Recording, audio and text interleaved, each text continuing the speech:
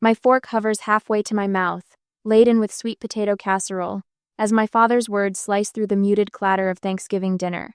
You're nothing but a leech. It's time for you to leave this house. The sweet potato suddenly looks foreign, unappetizing.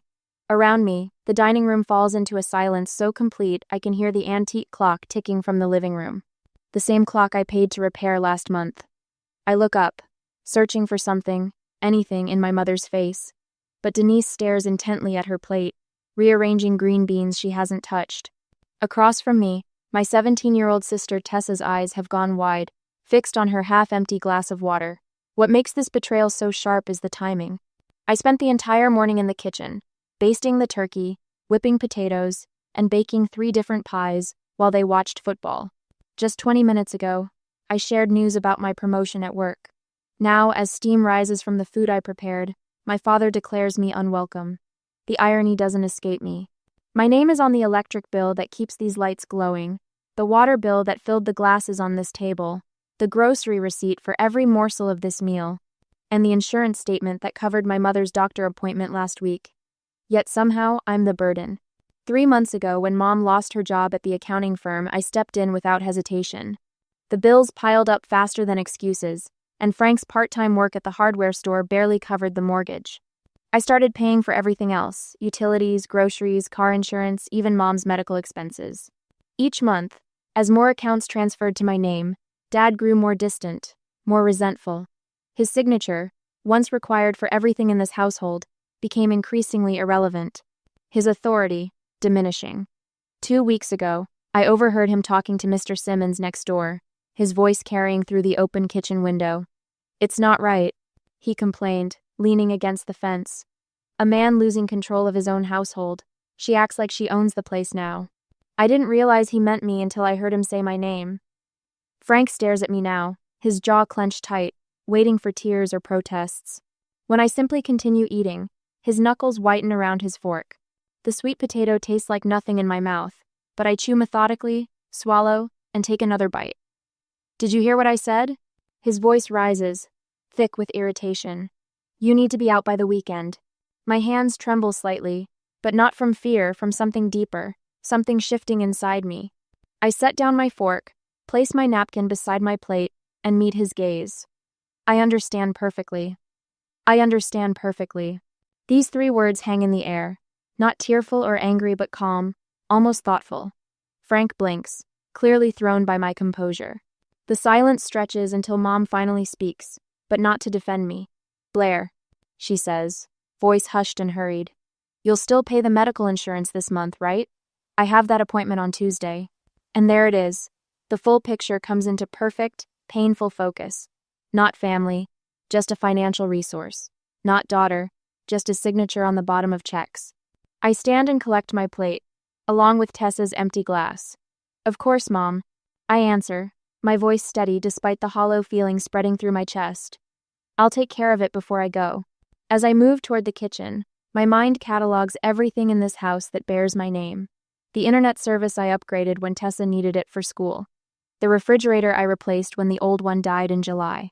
The utility accounts transferred to me when the warnings of disconnection arrived. I rinse my plate at the sink, methodically scraping uneaten food into the garbage disposal. Through the kitchen window, I can see my car in the driveway, the only thing I own outright that isn't tied to this house. At least I'll have that when I leave. Behind me, I hear Tessa's chair scrape against the floor as she brings her plate to the kitchen. When she places it beside the sink, she doesn't meet my eyes, but her fingertips brush against my wrist for the briefest moment. It's the closest thing to support I've felt in months. The digital clock on my nightstand blinks 1:18 a.m. as I fold another sweater into my suitcase. Sleep feels impossible with the weight of Frank's words still ringing in my ears. I've been packing methodically for hours, my movements automatic while my mind races. I reach for the stack of financial documents I keep in my desk drawer: insurance statements, utility bills, grocery receipts, planning to sort what I need to take. But underneath them, I spot a bank statement with Frank's name. Strange. I haven't seen paper statements for months. Everything switched to electronic after Mom lost her job. I pull it out, then another, and another. A small stack of statements spanning the last 3 months, all for an account I've never seen before. An account with a balance that grows each month while I've been draining my savings to keep the lights on. My hands shake as I drop onto the edge of my bed. The statements blur before my eyes until I blink hard, forcing myself to focus on the numbers. $4,000 in July, $5,000 in August, nearly $7,000 now. Flipping through the rest of the documents, I find a boat dealer's brochure with Frank's handwritten notes in the margins. Down payment, $5,500, circled in blue ink. Schedule delivery after Thanksgiving underlined twice. A fishing boat. While I've been paying for Mom's doctor visits and the internet Tessa needs for school, there's more. A notepad with dates jotted down. November utility due dates, my name with question marks. After bills paid, written and underlined. They've been planning this for weeks, waiting until I covered November's expenses before kicking me out. A soft knock interrupts my thoughts. The door opens just enough for Tessa to slip through, her eyes wide as she takes in the packed boxes and open suitcases. "You're really leaving?" she asks, hovering by the door like she's preparing a quick escape. I sit surrounded by the physical evidence of my family's betrayal, while Tessa stands with one hand still on the doorknob. The power imbalance isn't lost on me, her freedom to walk away, my forced departure. "Dad didn't give me much choice," I answer, tucking the bank statements into my purse. Tessa chews her bottom lip. "Mom said they need your room for storage now that Dad's buying that boat." The casual confirmation hits like a physical blow. "Boat?" "The fishing boat he put a deposit on last month." Tessa's voice drops to nearly a whisper. "I heard them planning all this weeks ago. How they'd wait until after you paid the bills for November." "You knew?" The betrayal expands, growing tendrils that reach even to Tessa. Her eyes fill with tears. "I was scared to tell you. Dad said anyone who warned you would be next." I want to be angry with her, but the fear in her face is too real. She's still a child navigating the same manipulative household I'm escaping. "There's more," she continues, glancing nervously at the hallway. "Those medical appointments Mom's been having? The ones you've been paying for with your insurance? What about them?" Last week she came home with her lips all puffy. She told Dad the doctor said she couldn't drink through a straw for 2 days. Tessa mimics our mother's distinctive eye roll. "It wasn't a checkup, Blair. It was fillers." The room seems to tilt slightly. I've been eating ramen noodles 3 times a week to stretch my budget while my mother gets cosmetic procedures on my insurance. I pull out my bank app, showing Tessa my account balance, $763.42. 3 months ago, I had over $9,000 saved. This is what's left of my savings after covering everything here. I tell her, if I'd stayed even one more month, I'd have nothing left. The severity of my situation crystallizes as I say it aloud. I've been on the brink of financial ruin, pouring everything into a family that sees me as nothing more than an ATM, Dad said. "If you try to take any furniture, he'll report you for theft." Tessa says, "Even the stuff you bought." Of course he did. I glance around at the desk I purchased when I started working from home during the pandemic, the bookshelf I assembled myself, the bedding I bought with my first paycheck. He also called the bank today about getting your name off the utility accounts. The time pressure hits me. I need to secure housing, protect what remains of my finances, and untangle myself from the family accounts before they can cause more damage. I reach under my bed and pull out a shoebox. Inside are receipts for everything I've purchased for the house, organized, dated, with my credit card statements attached. The desk, the new refrigerator, Tessa's laptop, the living room carpet, even utility bills, with my name clearly listed as the account holder. A small victory in this sea of betrayal. Proof that I'm not crazy, that I've been carrying this household while they plotted behind my back. Tessa watches me sort through the receipts, her expression unreadable. "Blair?" she asks finally. "Yes?" "What would you do in my place? If you had to choose between standing up for what's right and keeping peace in the only home you have?" As I sorted through these receipts in the middle of the night, I faced a difficult choice. Should I confront my parents with evidence of their manipulation? Or simply leave and let them discover the consequences on their own? Standing up for myself might bring closure, but a quiet exit would avoid a painful confrontation. What would you do when the people who should love you unconditionally have proven they only value what you provide? I look at my sister, caught in the same toxic environment I'm escaping, and realize I don't have an easy answer for either of us. 3 days later, while I am at lunch break at my part-time job, My Aunt Phyllis's voice crackles through the phone, each word landing like a slap. Honestly, Blair, I never thought you'd abandon your parents when they needed you most. I grip the phone tighter, watching my knuckles turn white. 3 days since Thanksgiving, and Frank has already constructed his version of events for the family to consume. Did Dad mention he kicked me out? I ask, keeping my voice level. He said you left them high and dry after a little disagreement, she says, her tone heavy with judgment. They're organizing a family meeting at my house this weekend to discuss your behavior. Of course they are. A public forum where they control the narrative. I'm sure they are, I say, and end the call before she can respond. After the shift, I came to my friend's home. I sink onto the edge of Drew's pull-out couch, now my temporary bed. My entire life sits in 4 hastily packed boxes and 2 suitcases stacked against the wall. Everything I couldn't fit waits in my car downstairs. 25 years reduced to what I could grab in 2 frantic hours while my parents were at church on Sunday. My phone buzzes again. Another text from a cousin who's heard I've broken Mom's heart. I don't open it. The constant notifications have created a new anxiety. Each alert sends my heart racing, wondering which relative will attack next. When Drew returns from her shift at the hospital, she finds me cross-legged on the floor, surrounded by paperwork. Operation Financial Freedom? Going well? She asks, dropping her bag by the door. Almost done. I tap my pen against a notebook filled with account numbers.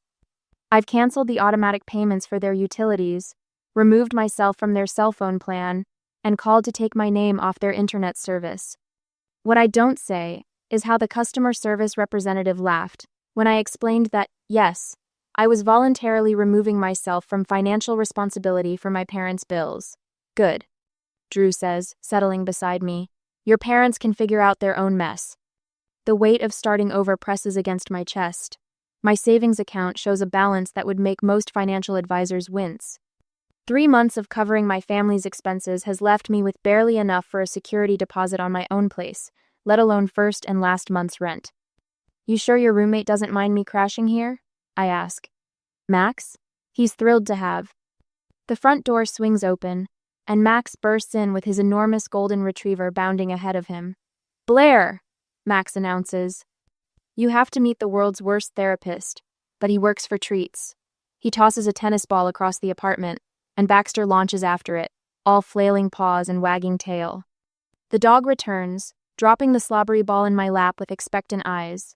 He thinks you need this more than he does, Max says, his expression serious despite the ridiculousness of the moment.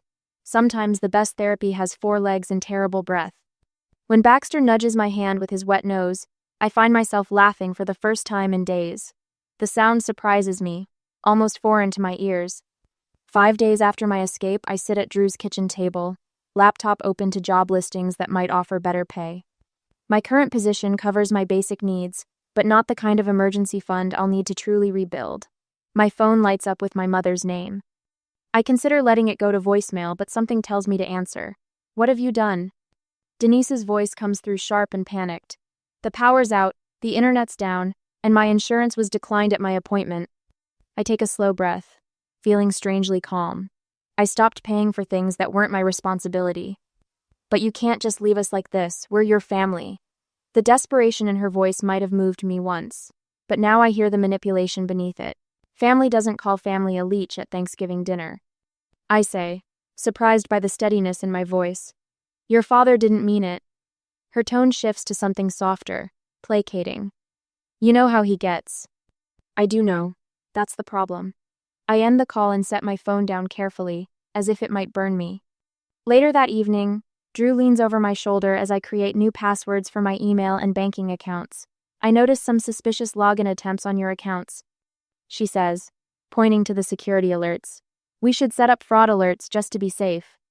The contrast isn't lost on me, Drew asks, before borrowing my charging cable, while my family felt entitled to everything I owned. Even now, Drew stands a respectful distance away, waiting for my response instead of grabbing the laptop to do it herself. Good idea, I say. Thanks. That night, I find myself scrolling through apartment listings within my budget. Small studios, most of them, but they represent something I've never fully had, a space that's completely mine, where no one can tell me I don't belong. I don't ask anyone's opinion about the neighborhoods or worry whether the kitchens are big enough for family gatherings. The decisions are mine alone. The next morning, I head to a local credit union and open a new account under just my name. I transfer every penny from my old account, the one my parents know about. My phone pings with a text from Tessa. Mom looking for your banking info. Says she needs to check something. Don't trust her. I've barely finished reading when my phone explodes with notifications, 6 missed calls from home in the last hour. Simultaneously, an email appears. Fraud alert, password reset attempt on your banking app. I stare at the screen, anger rising like a tide. They're not just trying to guilt me into coming back. They're trying to take what little I have left. A day later, the bank representative's voice carries a note of concern that feels strangely validating. Miss Mitchell, we've blocked 3 separate password reset attempts from your parents' home address in the last 24 hours. I grip my phone tighter, pacing the small confines of Drew's spare bedroom that has become my temporary sanctuary. And you're certain they can't access anything? Positive. We've flagged your account for enhanced security measures. Any changes will require in-person verification with photo ID. My chest loosens slightly as I thank her and end the call, adding her name to my growing documentation notebook. Methodical calls have yielded similar results: credit cards secured, utilities formally removed from my name, and medical insurance accounts protected with additional verification steps. The electric company representative had sounded almost impressed. Smart move contacting us. Your mother called yesterday trying to reinstate service in your name without authorization. Each confirmation acts like a brick in the wall I'm building between my former life and whatever comes next. Not a wall of anger, though that simmers beneath the surface, but of protection, solid, necessary, and entirely of my own design. Drew appears in the doorway with a steaming mug. Tea with honey. Thought you could use it after all those calls. I accept it gratefully, wrapping my hands around the warmth. Last one done. Nobody can access or change anything without my direct approval now. Drew nods approvingly. How does it feel? Before I can answer, a thunderous pounding rattles the apartment door. The tea sloshes over my fingers as Drew and I exchange startled glances. Blair. My father's voice booms through the wood. Open this door right now. Drew motions for me to stay put, but I'm already moving. This confrontation has been inevitable since the moment I walked out. The pounding intensifies as I approach, each impact like a physical blow. Through the peephole, I see my father's face, flushed and contorted with rage. I've seen directed at bill collectors, telemarketers, and now me. I know you're in there. Another series of blows makes the door frame shudder. You think you can just abandon your family and destroy our lives? A door opens across the hall, and Mrs. Perkins, a retiree who baked cookies for Drew when he first moved in, peers out cautiously. Her eyes widen at the sight of Frank pounding and shouting. Young man, she calls, her voice quavering but determined. I've already called building security. Frank whirls toward her. Mind your own business, lady. This is between me and my daughter. Your behavior is my business when it disturbs the peace, she retorts, pulling her robe tighter around herself. Frank turns back to the door, his voice dropping to something more dangerous. Blair, if you don't open this door right now, I'll... The threat transforms into action as he steps back and kicks the door hard enough to splinter the wood around the lock. Mrs. Perkins gasps and retreats inside her apartment. My hands tremble as I dial 911, speaking quietly to the dispatcher while Frank continues his assault on the door. Through the damaged wood, I hear the elevator ding, followed by heavy footsteps. Sir, step away from the door immediately. The authoritative voice of the building's security guard cuts through Frank's shouts. This is my daughter's place. I have every right. You have no right to damage property or disturb residents. Police have been called. Frank's response is lost in the sound of sirens approaching outside. Minutes later, I watch through the peephole as 2 officers escort my father down the hallway, his wrists cuffed behind his back, while he continues to shout that I'm the one destroying our family. When the police officer returns to take my statement, I provide it calmly, describing the financial manipulation, the unauthorized access attempts, and today's outburst with the same detached precision I've used in my documentation notebook. The officer Rodriguez, according to his nameplate, nods thoughtfully as he takes notes. Would you like to press charges for the attempted break-in? The question hangs in the air as Drew returns from speaking with building management about the damaged door. Yes. I say, the words small but firm, and I'd like to file for a restraining order. Later, as I watch the police car drive away with my father in the back seat, I wonder, was filing an official report too harsh a response to years of manipulation? Or was it the necessary step to protect myself from further harm? Drew squeezes my shoulder gently. Max is bringing home some security cameras for the entrance. We'll set them up tonight. I nod, grateful for the practical support that asks nothing in return. My phone buzzes with a text from Tessa. Mom took your laptop and camera from your room, said they're collateral for what you owe them. The message lands like a stone in my stomach. More theft to add to the emotional robbery they've committed for years. I thumb a quick response. Do you know where she took them? Tessa's reply comes almost instantly. Heard her on the phone with Parkway Pawn. Said she got $300 for both. Cated. I show Drew the message, anger rising fresh and hot in my throat. Those were worth over $2,000. Do you have the receipts? Serial numbers? I nod, thinking of the meticulous documentation I've maintained for tax purposes. Everything. An hour later, Officer Williams takes my theft report with appropriate seriousness, examining my purchase receipts and noting the serial numbers. Pawning someone else's property is a criminal offense, she explains, her tone professional but kind. We'll contact the shop and recover your items. The system that felt so often stacked against me now works in my service, a strange reversal that leaves me lightheaded with possibility. That evening, my phone begins lighting up with calls from relatives I haven't spoken to in months. Aunt Sarah's message is the first I listen to. Blair, honey, I heard about Frank's arrest. I'm so sorry. We had no idea things were so bad. The neighbors who witnessed Frank's outburst have apparently shared their observations, shifting the public narrative my parents tried to control. The story is spreading, cracks forming in the facade my parents constructed. As I help Max mount the security camera above Drew's door, another text from my mother arrives. The casual entitlement of her words makes my jaw clench. I had to pawn your camera and laptop to cover the electric bill you left us with. Parkway Pawn on 4th Street. You owe me $300 plus interest. In K. I pass the phone to Drew, who reads it and shakes her head in disbelief. The delusion is almost impressive, she mutters, handing it back. I save the message as evidence, my anger not at her audacity but at how long I allowed myself to believe I deserved such treatment. The revelation settles into determination as I finish securing the camera that will capture any future attempts to invade the new boundaries I've built. This time, I'm the one watching. My phone vibrates against the coffee table, my mother's name flashing on the screen. I've been waiting for this call. 3 days since I filed the police report about my stolen laptop and camera, and finally, they're ready to negotiate. Blair? Mom's voice trembles slightly. I've been thinking about everything, and I want to propose a compromise. I say nothing, letting the silence stretch between us. In the background, I hear the television playing the same game show that used to fill our living room every weekday at this hour. If you drop that ridiculous theft report, you can come back home.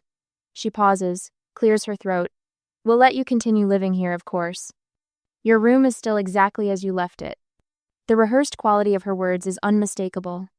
I picture Dad hovering nearby, nodding approval at her performance. And Blair, she continues when I don't respond. I think we should discuss your state of mind lately. Frank and I are concerned that you might be having some kind of breakdown. That's something our friends and family would understand better than what you're claiming happened. The threat lands with perfect clarity. Drop the charges or be labeled unstable. I take a slow breath. I have copies of every bill I've paid for the last 6 months. I say, my voice steady. I have bank statements showing transfers to your account. I have text messages asking me to pay for your cosmetic procedures that you claimed were medical necessities. I pause. Would you like me to present all of that as evidence? The silence on the other end tells me everything I need to know. The next morning, Officer Williams follows my car to my parents' house. Her police cruiser parked in the driveway sends a clear message to the neighbors who've been fed my father's lies. As we walk to the front door, I notice curtains twitching in windows across the street. Mom answers the door, her smile faltering when she sees the officer. Mrs. Mitchell, Officer Williams says, I'm here to accompany Blair, while she retrieves her remaining belongings. Inside, the house feels smaller than I remember. Mom hovers nearby as I head straight for my bedroom, Officer Williams following close behind. I've prepared copies of all my financial contributions. I tell the officer, handing her a folder I've been compiling. Utilities, groceries, medical bills, the new refrigerator I purchased in July, all with receipts. Officer Williams flips through the pages, her eyebrows rising. You paid for all of this while living here? Yes. For the past 6 months, since my mother lost her job. Mom appears in the doorway, arms crossed. That furniture belongs to the family, Blair. You can't just take everything. I pull a stack of receipts from my bag and hold them up. I have receipts for everything I'm taking. Would you like to see them? Officer Williams studies my mother's face, then glances back at the financial records. The surprise in her eyes is unmistakable. Mrs. Mitchell, these documents show your daughter has been supporting this household almost entirely on her own. Mom's mouth opens, then closes. She retreats down the hallway without another word. I work methodically, packing books, clothes, and the remaining items that are unquestionably mine. Through my bedroom window, I can see the neighbors watching from their porches, pretending to water plants or check mail. Let them see. Let them know the truth. When the last box is loaded into my car, I turn to lock the front door one final time. The sound of an engine draws my attention to the street. My other car that I'd left parked at Drew's apartment, pulls into the driveway, my father behind the wheel. My stomach drops. The spare key. I'd forgotten about the spare key I'd given them for emergencies. Dad steps out, jingling my keys in his hand. His expression is triumphant as he walks toward me. We need to discuss what you owe us before you take this too, he says, gesturing toward the vehicle I'm about to drive away in. I set down the box I'm holding and reach into my purse, pulling out a folder of documents I've been carrying for precisely this moment. This is the title to that car, I say, holding up the paper. And this is the registration, both in my name. Officer Williams steps forward. Sir, that vehicle is registered to Blair. You need to hand over the keys immediately. The color drains from Dad's face as he looks from the documents to the officer. His hand tightens around the keys. I paid for her college, her braces, 18 years of... The keys, Mr. Mitchell. Officer Williams extends her hand. Slowly, Dad's fingers uncurl. The keys drop into the officer's palm with a soft jingle. As she passes them to me, I see something I've never witnessed before: my father's complete deflation. The man who has towered over our family for decades suddenly looks small, diminished. Come near me or my property again, I say, my voice clear and calm, and I'll file for a restraining order. I slide into my car, adjust the mirror, and turn the key. As I pull away from the curb, I see the neighbors still watching. Witnesses to the final act of our family drama, Mrs. Henderson from next door doesn't even pretend to be checking her mailbox anymore. She stands on her lawn, phone in hand, no doubt already spreading the news. In my rearview mirror, Tessa appears in the doorway. She's caught between worlds, one foot in the house where our parents remain, one hand raised in a tentative wave to me. Her face reflects both sorrow and something else: admiration, perhaps. The strength she hasn't yet found for herself. I'm 3 blocks away when my phone buzzes with a text. Tessa. They're blaming me now. What do I do? The light ahead turns red. I press the brake and stare at the screen, watching those 3 dots appear as she types something else, then disappear. My sister, the one innocent party in all of this, now stands where I once did, bearing the weight of our parents' manipulation. The light changes to green, but I remain still, cars honking behind me as I consider what comes next. Sunlight streams through gauzy curtains I chose myself, painting warm patterns across the hardwood floors of my apartment. 3 months have passed since I drove away from my parents' house with Officer Williams' business card tucked in my wallet. The difference between then and now still catches me by surprise sometimes. I run my fingers along the edge of my desk, where neatly organized bills fan out like a deck of cards: electricity, water, internet, renter's insurance, all in my name, all comfortably within my budget. No one else's financial emergencies hiding between the envelopes. My bank statement sits open beside them, the numbers growing modestly but steadily each month. The emergency fund I'd depleted supporting my family is slowly rebuilding itself. 6 months of security, that's my goal. I've already reached 2. The quiet contentment of making decisions without defending them feels like a luxury I'm still getting used to. Last weekend I painted an accent wall deep teal, without asking anyone's permission or hearing how I'd regret the color choice. The freedom to make even small choices feels enormous. A year later, my apartment buzzes with the gentle hum of conversation and laughter. I slide a golden brown turkey onto my dining table, smaller than last year's but cooked to perfection. The irony of hosting Thanksgiving isn't lost on me. "Can I help with anything?" Tessa asks, hovering uncertainly by the kitchen counter. My sister looks different now, taller somehow, though she hasn't grown an inch. Maybe it's the confidence she's developing away from our parents' shadow. "Your company is contribution enough," I tell her, the words flowing naturally. How different from the tally of expenses I once kept in my head, measuring my worth by what I provided. I move around my space with an ease that would have seemed impossible last November. The dishes don't match perfectly. The table is secondhand. But everything here is genuinely mine, chosen with care, rather than acquired through obligation. Drew raises her glass as we settle around the table. To found family and boundaries worth keeping. Max and Tessa lift their glasses in response. My sister has flourished since moving into her college dorm 3 months ago. I helped her navigate financial aid forms and housing applications, knowledge from my own journey becoming stepping stones for hers. Later, as Tessa and I sort through scholarship applications at my kitchen counter, she mentions the latest family update. "They lost the house last month," she says quietly. "Dad's still blaming the bank, the economy, everyone but himself. They're staying with Uncle Rick, but he's already dropping hints about them finding their own place." I nod, glancing at the stack of unopened letters on my bookshelf. 5 envelopes, all from my parents, all unread. Setting boundaries doesn't mean I don't sometimes wonder what they say. "They still blame you for everything," Tessa continues, her pen tapping against the scholarship form. "But honestly, they're just facing what would have happened anyway. Your money was just postponing the inevitable." I help her highlight a key section on the housing assistance application, thinking about choices and consequences. As I helped Tessa build her independent life, I sometimes wondered if I should respond to my parents' attempts to reconnect. Is maintaining complete separation the healthiest choice when family has betrayed you so deeply, or is there value in allowing limited contact on your own terms? What would you do when those who should have protected you want back into your life after you've finally found peace without them?